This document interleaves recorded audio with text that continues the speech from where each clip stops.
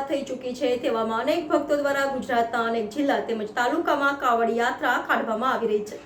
સમગ્ર ગુજરાતભરમાં આજથી શ્રાવણ માસની શરૂઆત થઈ ચૂકી છે તેવામાં અનેક ભક્તો દ્વારા ગુજરાતના અનેક જિલ્લા તેમજ તાલુકામાં કાવડ યાત્રા કાઢવામાં આવી રહી છે। ત્યારે વડોદરાના ડભોઈ ખાતે આવેલ હરિહર આશ્રમ ખાતેથી શ્રાવણના પહેલા સોમવારે ગઈકાલે રાત્રે ડભોઈ દર્ભાવતી કાવડ યાત્રાનો પ્રારંભ કરવામાં આવ્યો હતો। આ કાવડ યાત્રા યાત્રાધામ ચાંદોદ ખાતેથી પસાર થતી નર્મદા નદીના જળભરી ડભોઈ પરત થઈ હતી, જ્યાં સિનોર ચોકડી ખાતે ધારાસભ્ય શૈલેષ મહેતા અને કરનાલીના ટ્રસ્ટી નંદગીરી મહારાજ દ્વારા કાવડ યાત્રાનું સ્વાગત કરવામાં આવ્યું હતું।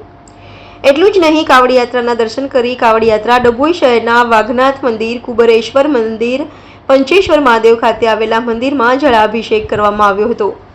આ પ્રસંગે કુબેર ભંડારીના મુખ્ય ટ્રસ્ટી પરમ પૂજ્ય દિનેશ ગીરી મહારાજ, વડોદરા જિલ્લા કેળવણી મંડળના પ્રમુખ શશિકાંતભાઈ પટેલ, ડભોઈ નગરના પ્રમુખ સંદીપ શાહ, નગરપાલિકાના પ્રમુખ બિરેનભાઈ શાહ, ચેરમેન તેજલબેન સોની, ટાઉનના ચેરમેન એમએચ પટેલ, વિશાલભાઈ શાહ, દક્ષાબેન, પરેશભાઈ રબારી, મોટી સંખ્યામાં શિવભક્તો તેમજ ડભોઈના રાજકીય નેતાઓ ઉપસ્થિત રહ્યા હતા। જ્યારે આ કાવડ યાત્રા આસગોલ ગામના સરપંચ જનકભાઈ બારિયા અને દમોલી ગામના આગેવાન શાંતિલાલ રબારીના સુચારુ સાથ સહકારથી સંપન્ન કરવામાં આવી હતી। સાથે કાવડ યાત્રાના પ્રણેતા વિજયજી મહારાજ દ્વારા સમગ્ર સૃષ્ટિ અને દેશના લીધે પ્રાર્થના કરવામાં આવી હતી, તેમજ દેશના દરેક નાગરિક હળીમળી અને ભાઈચારો સાથે રહે તેવી પણ પ્રાર્થના કરવામાં આવી હતી અને જણાવ્યું હતું કે શ્રાવણના છેલ્લા સોમવારે વડોદરા નવનાથ कावड़ यात्रा निकालवामा आवशे। 25 बरस से हरिहर आश्रम नादोदी भागड़ हरिहर आश्रम से निकलता है। अब चाणोद मुकामे जाकर के रात नाइट वहीं हेल्प करते हैं। मरखे 5 बजे वहाँ से कांवड़ लेकर निकलते हैं, नर्मदा नीर लेकर के आते हैं। रास्ते में जितना शिवालय पड़ते हैं हर जगह जलाभिषेक करते हैं। डभोई में आके बागनाथ पर जलाभिषेक करते हैं। रास्ते में और भी शिवालय अभिषेक करते हैं। लास्ट में पंचेश्वर महादेव पर पूर्णाहुति करते हैं।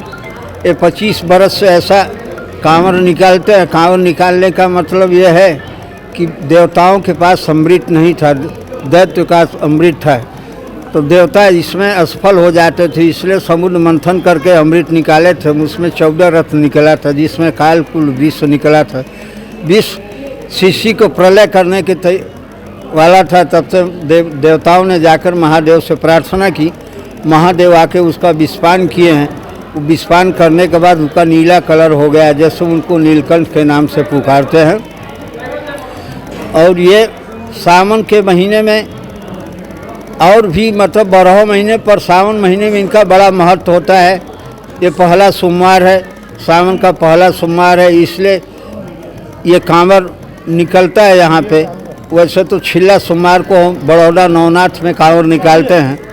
और ये कांवड़ निकालने का मतलब ये होता है कि गांव, घर, देश सब लोग सुखी रहे, हर नाथ हर जात में आपस की भाईचारा का भावना रहे।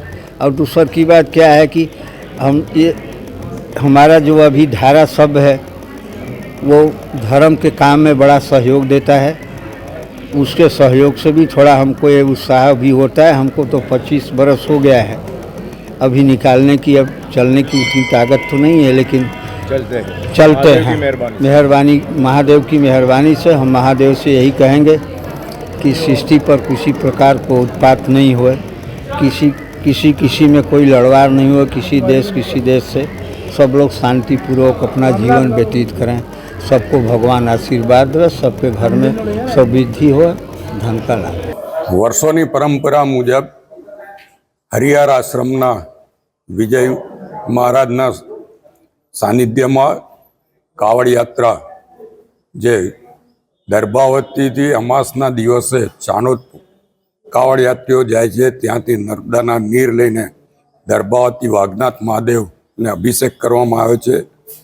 ए प्रमाणे आ वर्षे पण कावड़ यात्रीओ नर्मदाना नीर लईने दर्भावती पहोंच्या। त्यारे दर्भावतीना धारासभ्य तरीके मारी साथे करनाड़ी कुबेर मंदिरना ट्रस्टी नंदगिरी महाराज, साथे बिरेनभाई शाह, नगरपालिकाना प्रमुख, कारोबारी चेरमेन तेजलबेन, शशिकांतभाई पटेल, संदीपभाई शाह सहित भाजपना आगेवानो पण खास उपस्थित रह्या हता।